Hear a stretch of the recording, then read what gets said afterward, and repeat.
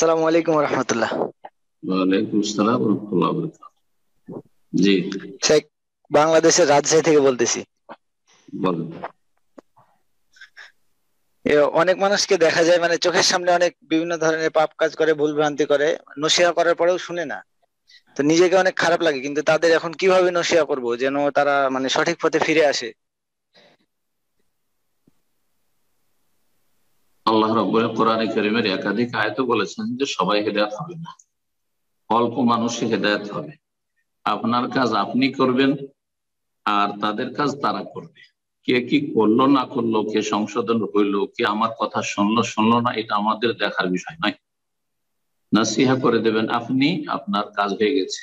ইন্নামা আলাইকাল বালাগ, তোমার কাজ হচ্ছে বালাগ করে দাও, পৌঁছিয়ে দাও, পৌঁছে দেশের কথা যে ভাই এটা ঠিক নয়, এটা করা উচিত, এটা করা ঠিক নয়, এটা ঠিক, এটা করেন, এটা সুন্নাত, এটি বিদআত, এইভাবে জানিয়ে দেবেন।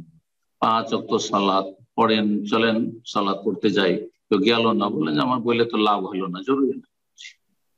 নবী সাল্লাল্লাহু আলাইহি ওয়াসাল্লামকে আল্লাহ বলেছে ইন্নাকা লা তাহদি মান আহবাবতা, তোমার প্রিয়জনকে তুমি যাকে ভালোবাসো তুমি হেদায়েত করতে পারবে না, আল্লাহ হেদায়েতের মালিক।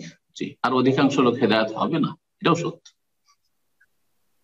তো ওয়ালাকিন্নাল্লাহ ইয়াহদি মান ইয়াশা, তবে আল্লাহ যাকে চাইবেন হেদায়েত করবেন। হেদায়েত করা আল্লাহর কাজ, আর হেদায়েত হওয়ার জন্য চেষ্টা করা ওই ব্যক্তির কাজ যাকে দাওয়াত দিচ্ছেন। আর হেদায়েতের জন্য আপনার চেষ্টা করা যে অন্য লোকেরা হেদায়েত হোক, আমার সাথে সাথে আগে আপনি নিজে, আপনার পরিবার, তারপরে অন্যদের সম্পর্কে আপনি চিন্তা করবেন। কিন্তু একটি বিষয় আমরা লক্ষ্য করছি যে যারা একটু ধার্মিক তারা নিজের সংশোধনের চাইতে অন্যের সংশোধনে বেশি জোর দিচ্ছে। আপনার জীবনে অনেক কাবিরা গুনাহ থেকে গেছে, ওই দুই একটা আকীদার কথা শিখেছেন আর ওইটাই নিয়ে বাড়াবাড়ি শুরু করে দিয়েছেন। না না, আপনার বড় বড় যে ভুলগুলি কাবিরা গুনাহ আছে, আপনার আখলাক চরিত্রের ক্ষেত্রে, আপনার লেনদেনের ক্ষেত্রে, আপনার ইবাদত বন্দেগীর ক্ষেত্রে আপনার গাফিলতি আছে, ফজরে উঠতে পারেন না কেন? তার মানে এই নয় যে একেবারে দাওয়াতি কাজ করেন, করেন, কিন্তু আপনি নিজের বিষয়টিকে বেশি গুরুত্ব দেন, নিজেকে জাহান্নাম থেকে বাঁচাবার আগে চেষ্টা করেন। নিজের ফরজ ওয়াজিবে যেন ঘাটতি না থাকে, নিজের মধ্যে কাবিরা গুনাহ না থাকে, নিজে যেন আল্লাহর হক নষ্ট করেন না করেন, আর মানুষের হক নষ্ট না করেন। তার সাথে সাথে আপনি মানুষকে দাওয়াত দেন, তাহলে আপনার দাওয়াতে তাসির হবে, তার প্রতিফলন ঘটবে, ভালো ফল পাবে। তো আপনার কথা শুনছে না, 1 নম্বরে চিন্তা করবেন যে আমার কথা শুনছেন এর কারণ কি আমি, মানে আমার মধ্যে দোষ রয়েছে এমন, যার ফলে আমার কথাতে কোনো বরকত নেই। হ্যাঁ, এটা আগে দেখতে হবে।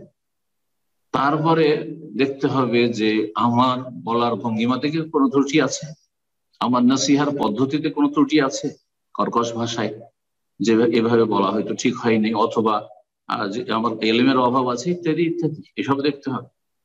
তো এই বিভিন্ন দিক দেখ, তারপরে যদি না হয় সব ঠিক আছে, তারপরে হেদায়েত না হয়, আম্বিয়া রাসূলগণ দ্বারা হয়নি।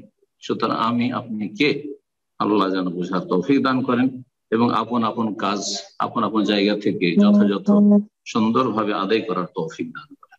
জি।